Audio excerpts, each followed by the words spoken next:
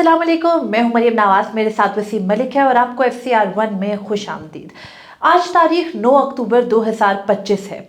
इमरान खान के अहकामात के बाद वजीर आला KP अली अमीन गंडापुर अपने ओहदे से मुस्ताफ़ी हो गए और उसके बाद सुहेल आफरीदी इमरान खान ही के हुक्म की रोशनी में वजीर आला नामजद हो गए।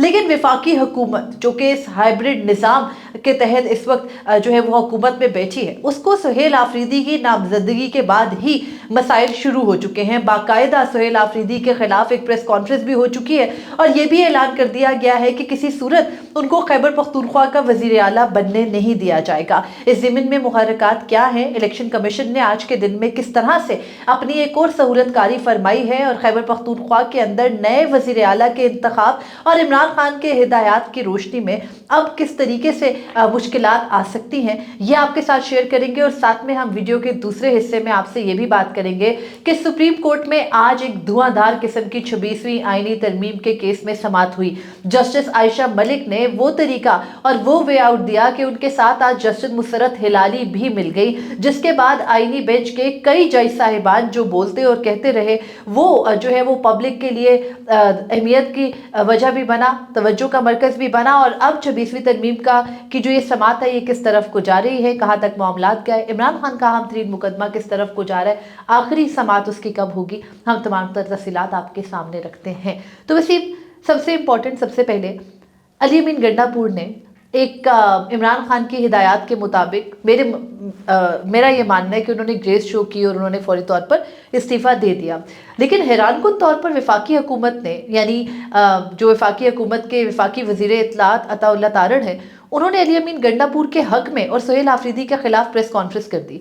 तो अब ये लग रहा है as per the number game and as per the situation कि आसानी से सुहेल आफरीदी को बनने नहीं दिया जाएगा वज़ीर आला। जबकि इमरान खान ने आज दोबारा अडयाला जेल में कहा है बैरिस्टर गौहर को और बैरिस्टर अली जफ़र को कि फौरी तौर पर सुहेल आफरीदी को जो है वो वज़ीर आला बनाया जाए, बसूरत दीगर हम भरपूर एहतजाज और मज़ाहमत करेंगे। ये जो आज की प्रेस कॉन्फ्रेंस हुई है, मैं ये समझता हूँ कि ये अली अमीन गंडापुर के खिलाफ पूरी एक चार्जशीट थी। बज़ाहिर तो अता तारड़ साहब अली अमीन के हक में बोले हैं, लेकिन उन्होंने अली अमीन गंडापुर को बीच चुराए उनकी हंडिया फोड़ी है। यानी आप अंदाज़ा लगाइए कि वफाकी हुकूमत अगर किसी शख्स की इस वक्त तारीफ़ करेगी और वो पाकिस्तान तहरीक इंसाफ का हिस्सा हो, तो चाहे तारीफ़ जेन्युइन भी हो, मैं for the sake of argument कह रहा हूँ, तो पब्लिक के सेंटिमेंट क्या होंगे, पब्लिक उसकी इस तनाज़ुर में देखेगी। तो जिस कदर आपने बकौल आपके कि अली अमीन गंडापुर साहब ने बड़ी ग्रेस का मुजाहरा किया और उन्होंने इस्तीफ़ा दिया, तो वहीं वो जो ग्रेस का मुजाहरा करके उन्होंने अगर PTI के या अवाम पाकिस्तान के दिलों में कोई घर किया हो कि वो मज़ामत कर सकते थे, वो यहाँ पर बगावत कर सकते थे, कुछ भी कर सकते थे, तो अता तारड़ साहब ने तो उनकी वो सारी कोशिश जो है वो रायगा कर दी है। दूसरी बात यह है कि आपके बकौल वो ग्रेस थी, मेरे बकौल वो एक अकलमंदी और समझदारी थी। अकलमंदी और समझदारी का कोई भी नाम दे सकते हैं ना इस वक्त। जी, अली अमीन गंडापुर साहब इंतहाई ज़हीन आदमी हैं, वो एक वाकई सियासतदान साबित हुए हैं। उनको बहुत कहा गया होगा, उनको पीछे से उनके डोरे हिलाने वालों ने भी कहा होगा कि आप डट जाइए, आप बगावत कर दीजिए, अदालतें हमारे हक में हैं, हम आपको वज़ीर आला किसी भी सूरत इंश्योर करेंगे कि आप रहेंगे। लेकिन उन्होंने इस्तीफ़ा दिया और वजह उनकी ये थी कि अगर वो इस्तीफ़ा ना देते तो वो खैबर पख्तूनख्वा में रह सकते थे। खैबर पख्तूनख्वा के अंदर वो भी रह रहे हैं जो PTI से निकल गए और जिन्होंने PTI को खैर बात कह दिया। बताता हूँ ना, आप नाम लीजिए ना, आप नाम लीजिए, आज कहाँ है परवेज खटक, उसकी सियासी हैसियत क्या है?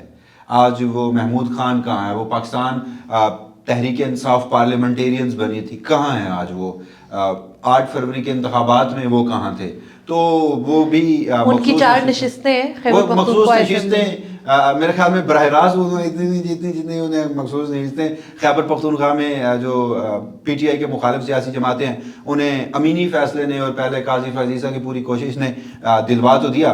तो इस सारी सूरत हाल में देखिए कुछ चीज़ें खासी अहम हैं। अब हमें कुछ चीज़ों का जो इस वक्त की सिचुएशन है, अली अमीन गंडापुर साहब रिज़ाइन दे चुके हैं और बकौल उनके, ये बकौल पाकिस्तान तहरीक इंसाफ के गवर्नर हाउस में रिसीविंग भी उनके पास मौजूद है कि वो जो उन्होंने इस्तीफा गवर्नर हाउस भिजवाया था। गवर्नर KP के फैसल करीम कुंडी कल तो वो बड़ी डेमोक्रेसी बेस्ट रिवेंज और इस तरह की गुफ्तगू फरमा रहे थे।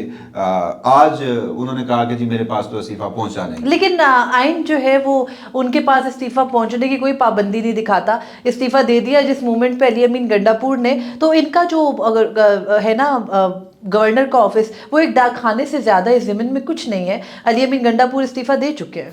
आइन का आर्टिकल 130 है, गालबन उसकी जो सब सेक्शंस हैं वो इस मामले को डील करती हाँ हैं, और उसमें यही है कि जब एक वजीर आला अपना रेजिग्नेशन टेंडर कर देता है तो उसके बाद वो एक इंटरिम वजीर आला के तौर पर तो रहता है, क्योंकि सूबे को खाली नहीं छोड़ा जा सकता, और उसके बाद असम्बली जो है वो नई इंतखाब करती है, और नया यानी अगर जो गवर्नर है वो अपना अख्तियार इस्तेमाल करते हुए उस रेजिग्नेशन को एक्सेप्ट नहीं करते तो भी जो चुनाव है नए वज़ीर आला का हो सकता है। मेरा सवाल वो ये है कि आज अता तारड़ साहब ने कहा कि हम भरपूर कोशिश करेंगे और हम रुकावटें डालेंगे, एग्जैक्टली उनके अल्फाज क्या थे उन पर भी हम आते हैं।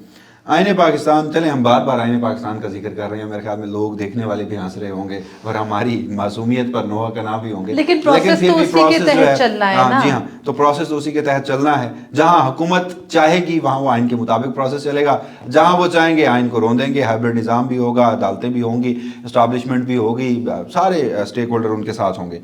तो इजलास बुलाना आप किसकी जिम्मेदारी है? देखिए अगला प्रोसेस तो यही है ना कि इजलास बुलाएं और नए वज़ीर आला का इंतखाब हो। देखिए बड़ा क्लियर है आइन इस मामले में कि जब वज़ीर आला का आइनी इंतखाब होना है तो इजलास गवर्नर खैबर पख्तूनख्वा ने बुलाना है या किसी भी सूबे के गवर्नर ने बुलाना है। अमूमी तौर पर होता यह है कि या तो वज़ीर आला ने इजलास बुलाया हुआ होता, वज़ीर आला जो है वो लिखते हैं इजलास बुलाने के लिए गवर्नर को, गवर्नर स्पीकर को, तो अगर तो ये प्रोसेस हुआ होता, अभी इनफील्ड होता इजलास, तो कहानी कुछ और होती। लेकिन चूंकि अभी ऐसा नहीं है, चूंकि जो गवर्नर है उनका जो इंतखाब है वो जो गवर्नर है उनके ऊपर अब ये पूरी की पूरी जिम्मेदारी है। चले अगर गवर्नर इजलास नहीं बुलाते हाँ तो भी कोई तरीकाकार है? नहीं।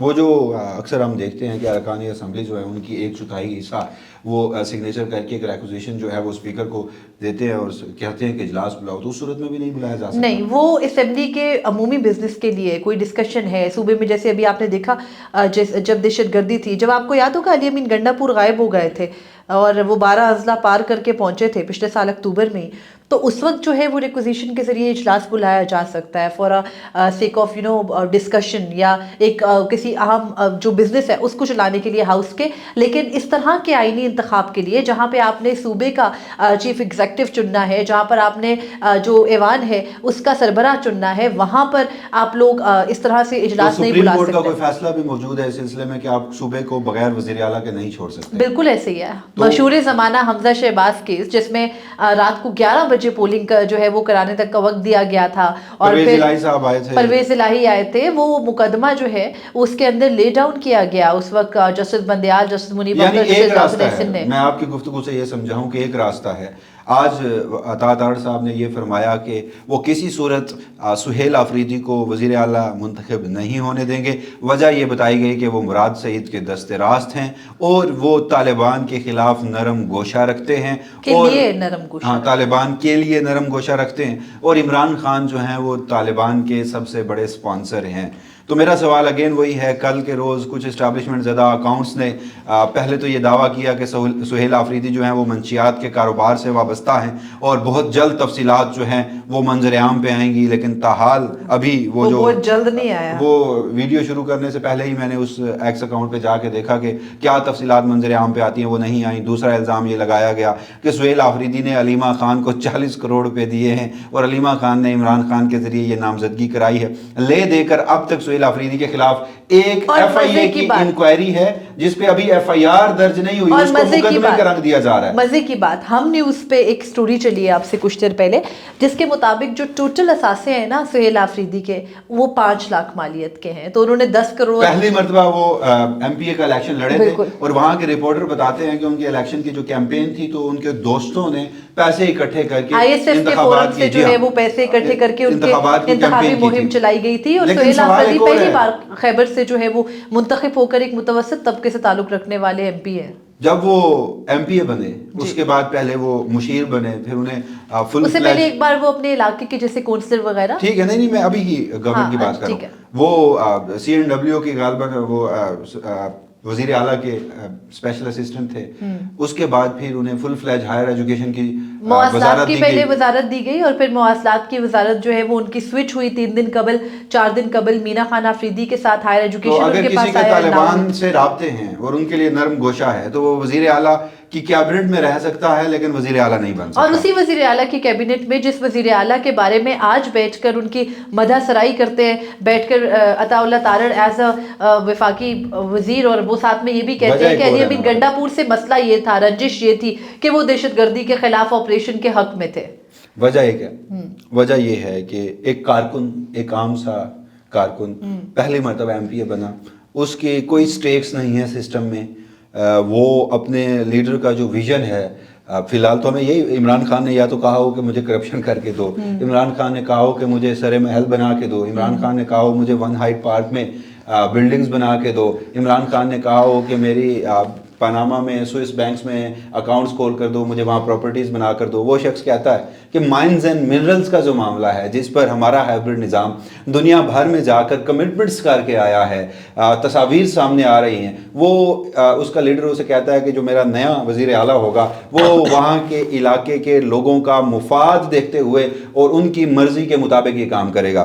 عمران خان کا ویژن یہ ہے کہ خیبر پختونخوا میں دہشت گردی نہیں ہونی چاہیے. عمران خان کا ویژن یہ ہے کہ خیبر پختونخوا میں بلا اجازت زبردستی کا جو ملٹری آپریشن تھوپا جاتا ہے وہ نہیں ہونا چاہیے. تو ایسا ایک کارکن, مجھے نہیں پتا مستقبل میں وہ جا کر عمران خان کی امیدوں پر پورا اترتے ہیں یا نہیں. علی امین پر بھی بہت امیدیں تھیں, اس کے بعد جنید اکبر صاحب کی بھی بہت امیدیں تھیں, اب آ کر سہیل آفریدی صاحب کے کندھوں پر یہ ذمہ داری سونپی گئی ہے. مستقبل ہم پریڈکٹ نہیں کر سکتے, لیکن ایز اف اب موجودہ صورتحال میں کارکن جو ہے وہ کسی صورت برداشت نہیں ہے, تو اس لیے یہ ساری صورتحال کی جا رہی ہے. بہرحال اگین اپوزیشن کے پاس, کوئکلی ہم اس کو وائنڈ اپ کرتے ہیں, اپوزیشن کے پاس اس وقت 53 غالباً لوگ ہیں, مولانا فضل الرحمان کے 18 ملا کر, اور اس میں وہ ساری مخصوص نشستیں ملا کر جو پی ٹی آئی کی بھی تھی.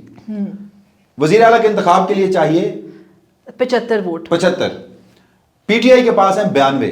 جی دعویٰ یہ کیا گیا تھا کہ 22 لوگ ایسے ہیں جو ادھر ادھر ہو سکتے ہیں جنہوں نے ایفیڈیوٹ بیان حلفی دیے ہوئے ہیں. اس صورت میں پی ٹی آئی کے پاس اگر ایسا ہے بھی, اگر سارے 22 نکلیں, ہاں اگر 22 کے 22 نکل بھی جائیں فار سیک آف آرگیومنٹ, تو 70 لوگ پی ٹی آئی کے پاس, اور اگر وہ سارے 22 کے 22 اپوزیشن الائنس کے پاس چلے جائیں تو ان کے پاس 75 کا فگر آ جاتا ہے. لیکن جو جے یو آئی ایف کے لوگ دعویٰ کرتے ہیں وہ کہتے ہیں کہ ان کا مسئلہ علی امین گنڈا پور سے تھا. کل انہوں نے کنسرن کوارٹرز جو پی ٹی آئی کے ہیں ان سے رابطہ کر کے سہیل آفریدی کی ضمانت بھی مانگی ہے کہ ہمیں بتایا جائے وہاں کے یہ علی امین گنڈا پور تو نہیں بنیں گے. تو ان کے 18 ووٹ ہیں. تو موجودہ صورتحال میں جہاں علی امین گنڈا پور صاحب نے استعفیٰ دے دیا ہے نا, ہاں اگر وہ کوئی ایڈونچر کرتے اور وہ بغاوت اور اس طرف, تو شاید وہ 22 لوگ یا کچھ جتنے بھی ہیں وہ ان کے ساتھ آ کے کھڑے ہوتے. موجودہ صورتحال میں یہ سمجھتا ہوں, میری ذاتی رائے ہے کہ ان 22 میں سے کوئی اتنا کم عقل بے وقوف نہیں ہوگا کہ وہ اپنا خیبر پختونخوا میں رہنا مشکل بنا دے, وہ اپنی سیاست کو اپنے ہاتھوں سے دفن کر دے. آپ ایک غیر آئینی کام یہ تو کر سکتے ہیں کہ آپ کا گورنر جو ہے وہ اجلاس نہ بلائے یا انتخاب میں آپ روڑے اٹکائیں, لیکن مجھے لگتا ہے کہ پی ٹی آئی کے پاس یہ اسٹرینتھ ہے اور یہ پوری رہے گی. اور اس کے لیے پی ٹی آئی کے پاس عدالتوں کا آپشن بھی موجود ہے, پریسیڈنٹس ہم نے آپ کو بتایا موجود ہے. نہیں, یہ تو آپ ہے, مذاق کر رہی ہیں کہ عدالتوں کا آپشن موجود ہے. بہرحال ہے. ابھی تک آپ کو پتہ ہے جب وہ خیبر پختونخوا میں سینٹ والا معاملہ تھا, اس کے بعد ایک دو معاملات ہے, پشاور ہائی کورٹ ایکٹیو اس حد تک تو ہو گئی تھی آرڈر کرنے تک. تو بہرحال چونکہ ہم اسی نظام کے اندر ہیں, یہی آئین ہے, یہی قانون ہے اور یہی عدالتیں ہیں, اس وقت حالات ٹھیک نہیں ہیں, رجوع تو ان سے ہونا ہے. تو بہرحال آج ہی کے دن میں الیکشن کمیشن آف پاکستان نے پارٹی پوزیشن جاری کی جس میں انہوں نے پی ٹی آئی کے تمام اراکین کو آزاد بھی ڈکلیئر کیا. اپنی طرف سے یہ ہنٹ دی کہ بھئی آپ کے اوپر پارٹی ڈائریکشنز لاگو نہیں ہوتی, لیکن پاکستان تحریک انصاف بطور پارٹی جس طریقے سے آپریٹ کرتی ہے اس سے لگتا یہ نہیں ہے کہ الیکشن کمیشن کا یعنی سکندر سلطان راجہ صاحب کی یہ معاونت یا سہولت کاری بھی کسی طور کام آ سکے گی, فیصلے کے نتیجے میں وجود میں ہے. ورنہ 12 جولائی کے فیصلے میں پیپلز پاکستان تحریک انصاف کو ایک سیاسی جماعت اور ان کو مخصوص نشستیں دینا یہ سب ڈکلیئر کیا جا چکا تھا. مگر پھر 26ویں آئینی ترمیم, اس کے نتیجے میں وہ آئینی بینچ جس کی سربراہی جسٹس امین الدین خان کر رہے تھے, ان کے ایک طرف بیٹھے تھے جسٹس محمد علی مظہر جو اپنے فیصلے دے کر جنہوں نے ڈیٹیل ججمنٹ پر صرف اس وقت اس لیے بغیر پڑھے دستخط کیا کہ جسٹس منصور علی شاہ چیف جسٹس بننے والے ہیں, لیکن جیسے ہی انہوں نے پتہ چلا انہوں نے اپنا قبلہ موڑا اور عہد وفا کر گئے موجودہ ہائبرڈ نظام کے ساتھ. اور ان کے ایک دوسری طرف بیٹھے تھے وہ شخص جو ویسے بڑے نیوٹرلٹی کا دعویٰ کرتے ہیں, لیکن جب بار بار یہ کہنا بڑا افسوسناک لگتا ہے، لیکن ان کی والدہ کی ڈیتھ ہوئی اور اس کے باوجود بھی وہ اس آئینی فریضے کی سر انجامی کے لیے سپریم کورٹ آف پاکستان میں پہنچے، انہوں نے کہا کہ میں تو ادارے کے لیے واپس آیا۔ اب جب آپ نے ان کا تذکرہ کر ہی دیا ہے تو آج جج صاحب کو بڑا گلہ ہے، جسٹس امین الدین خان نے کہا ہے کہ ان کو گالیاں پڑتی ہیں، تصدیق کی ہے انہوں نے تصدیق کی ہے۔ کون دیتا ہے ججوں کو گالیاں؟ ویسے وہ آپ تھوڑا سا اس کا انٹرو دے دیں۔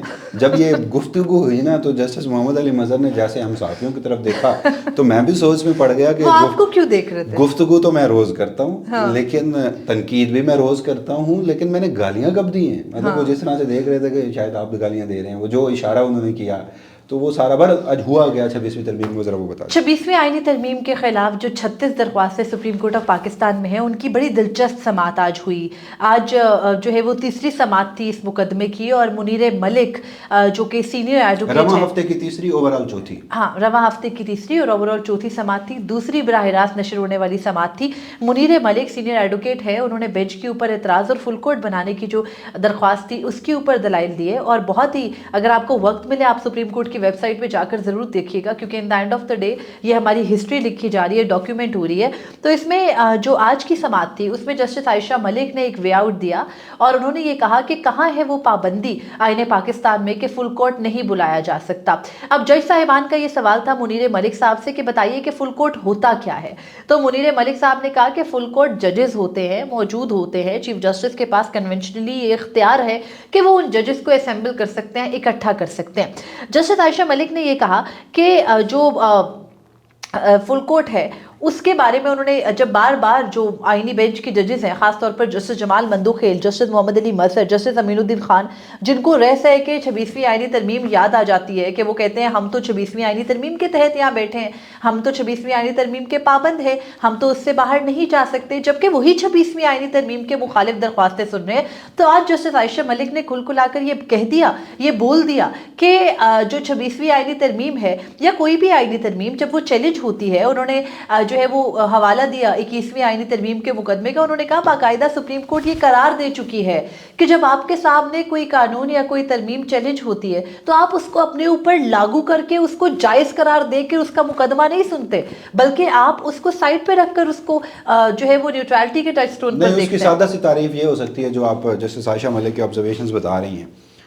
کوئی قانون، کوئی آئین یا کوئی رول یا کوئی ضابطہ کار، یو نیم اٹ، کچھ بھی ہو، وہ جب کسی عدالت میں چیلنج ہوتا ہے تو جب آپ اس پر انحصار کرتے ہوئے، اسے خود پر پابند کرتے ہوئے اس کی آئینی حیثیت جانچیں گے تو کیا آپ جان سکتے ہیں؟ اس لیے انہوں نے کہا کہ آپ 26ویں آئینی ترمیم کو، کیونکہ ہوتا پتہ ہے کیا مریم، یہ 3 ججز بالخصوص جسٹس محمد علی مظہر، جسٹس امین الدین خان اور جسٹس جمال مندوخیل، ادھر سے آئین کو پکڑتے ہیں، ادھر سے کوئی لیجسلیشن قانون کو پکڑتے ہیں، کوئی رولز لے کے آتے ہیں، پھر یاد آتا ہے کہ میں نے حل بھی اٹھایا ہے، وہ ساری چیزیں اٹھا کے نا زبردستی اپنے منہ پہ تھونپنے کی کوشش کرتے ہیں۔ میں آپ کو آج کی اسی آپ کی بات کی مثال دیتی ہوں۔ آج جب منیر ملک صاحب نے کہا کہ آئین پاکستان فل کورٹ کا تذکرہ آئین کے کس حصے میں کرتا ہے، وہ ایک کلاس کا حوالہ دے رہے تھے جس کے تحت شریعت اپیلیٹ بینچ بنا یا فل کورٹ کی تعریف ہے، تو جسٹس جمال مندوخیل کہتے ہیں آرٹیکل 191A کا آ جائے گا۔ جب آرٹیکل 191A کے بارے میں جسٹس عائشہ ملک کی آبزرویشن آئی کہ وہی تو چیلنج ہوا ہے تو اس کو آپ اپنے اوپر نہ تھوپیں، تو جسٹس جمال مندوخیل آئین کی دیگر شکوں کا حوالہ دینے لگ گئے۔ تو وہ آپ والی بات درست ہے کہ جب ان کو راستہ نہیں ملتا تو وہ 26ویں ترمیم کو اپنے اوپر ملنے لگتے ہیں۔ جب 26ویں ترمیم کے خلاف بات آ جاتی ہے اور وہ لیجیٹیمیٹ ثابت ہو جاتی ہے اس ٹائم تک، اور کوئی نظیر بھی آ جاتی ہے، تو پھر وہ باقی آئین کا کور اور اپنا حلف اپنے اوپر، یعنی آپ 26ویں ترمیم کے پابند ہو چکے ہیں اور آپ اس کی آئینی حیثیت جانچ رہے ہیں۔ کون سی دنیا میں ایسا ہوتا ہے؟ میں اس لیے بار بار کہتا ہوں کہ جب اس بینچ میں بیٹھی جسٹس عائشہ ملک بول رہی ہوتی ہیں، وہ کریٹیکل تھنکنگ سے، وہ کانسٹیٹیوشنل انٹرپریٹیشن کے زاویے سے، کیونکہ آئینی بینچ کا کام ان کا یہی ہے، جب وہ مختلف پریپوزیشن سامنے رکھ رہی ہوتی ہیں نا، تو سامنے میرے جو 7 کردار بیٹھے ہوتے ہیں، ان میں چلیں جسٹس مسرت ہلالی نے آج کچھ آبزرویشنز دی ہیں، میں مطمئن نہیں ہوں، ان کا ایک وطیرہ رہا ہے، انہوں نے پریکٹس اینڈ پروسیجر میں یہاں تک کہہ دیا تھا کہ constitution is amended by unconstitutional means, یعنی آئین کو غیر آئینی طریقے سے امینڈ کیا گیا ہے قانون سازی کے ذریعے، اور پھر فیصلہ ان کے حق میں دیا تھا، تمام ان کے فیصلے بھی۔ لیکن چلیں، اگر ٹھیک ہے، دیر آئے درست آئے، ہم مستقبل میں دیکھ لیتے ہیں کہ فیصلہ کیا آیا، لیکن وہ جو 7 دیگر لوگ بیٹھے ہوتے ہیں نا، تو مجھے وہ چلیں میں ان کو بھی 7 گنتا ہوں، مجھے بونے نظر آتے ہیں۔ وجہ یہ ہے کہ آپ کو بھی پتہ ہے लेकिन चूंकि आप उसके बेनिफिशियरी हैं, आप उसके फायदा मंद हैं, आप सुप्रीम कोर्ट की इस्टेब्लिशमेंट बन चुके हैं। आज बड़ा माइंड हुआ है बेनिफिशियरी वाले लफ्ज पे, क्यों कहते हैं आप उनको बेनिफिशियरी? कौन सा फायदा उठाया उन्होंने? आज जस्टिस अमीनुद्दीन खान ने कहा हमने कौन सा फायदा उठाया? मैं बताता हूँ, 26वीं तरमीम आज खत्म हो जाए, जस्टिस मोहम्मद अली मजहर चीफ जस्टिस पाकिस्तान बन सकते हैं? नो। 26वीं तरमीम आज खत्म हो जाए, जस्टिस जमाल मंदोखेल रिटायरमेंट से पहले आईनी बेंच के सरबराह बन सकते हैं? नहीं, फिर तो वो एक ऑर्डिनरी जज होंगे ना। जस्टिस अमीनुद्दीन खान अगर 26वीं तरमीम ना आती तो 1 दिसंबर को रिटायर हो जाते। हाँ। आईनी बेंच की सरबराही करते। मैं तो कहती हूं सिविल कोर्ट के सरबराह नहीं बन सकते। रिजर्व सीट्स का मुकदमा सुनते नहीं, मिलिट्री कोर्ट्स का मुकदमा सुनते नो। ये है बेनिफिशियरी होना। पता नहीं वो बेनिफिशियरी क्या समझते हैं। अच्छा, मेरे ख्याल में ये लोग ना मटेरियल्स को बेनिफिट समझते हैं। हाँ। आज इन्होंने कहा कि ओहो बड़े दुख से, तकलीफ से, अजियत से वो चेहरे पे ना उनके वो मायूसी छा चुकी थी कि जस्टिस मंसूर अली शाह, जस्टिस मुनीब अख्तर, वो जजेस जो आईनी बेंच में नहीं है, उनकी भी उतनी तनख्वाहें हैं, हमारी भी उतनी तनख्वाहें हैं, हम तो कोई एक्स्ट्रा नहीं ले रहे। बेनिफिट्स, अच्छा इनको ना मोनेटरी बेनिफिट्स नजर आते हैं हमेशा, क्यों? वजह मेरा सवाल है आपसे, ये सिर्फ ये बेनिफिट होता है? अगर ये भी बेनिफिट होता है तो इंतहाई माजरत के साथ आईनी बेंच के सरबराह के पास एक्स्ट्रा बुलेट प्रूफ गाड़ी भी है, एक्स्ट्रा सिक्योरिटी भी है, एक्स्ट्रा जो है वो उनको तमाम तर जो आप कहते हैं कि वो उनको स्क्वाड भी मिला हुआ है। तो ये नहीं है कि सब नहीं मिला हुआ। और फिर इख्तियार, ताकत, मतलब वो चीज जो पैसों से नहीं खरीदी जा सकती, वो आपके पास इतना ज्यादा है।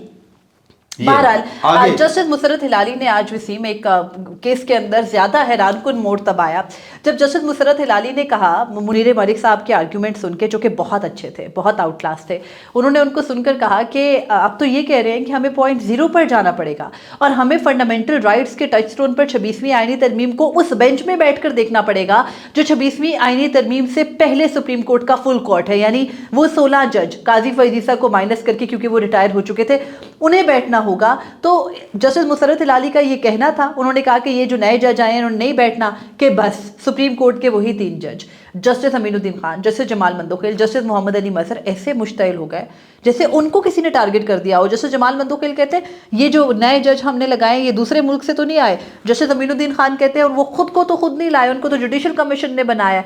फिर जस्टिस मोहम्मद अली मजहर कहते हैं कि जजेस का नंबर जो है, जजेस की तादाद वो 26वीं तरमीम में तो नहीं बढ़ी। तो जस्टिस आयशा मलिक ने कहा कि प्रोसेस तो 26वीं तरमीम का ही है, मतलब कान को यहाँ से पकड़े वहाँ से पकड़े। सादा सी बात है, मुनीर मलिक साहब शुरू में आए, उन्होंने कहा कि देखिए स्टैट्यूट का हिस्सा है 26वीं आईनी तरमीम, आपके सामने है।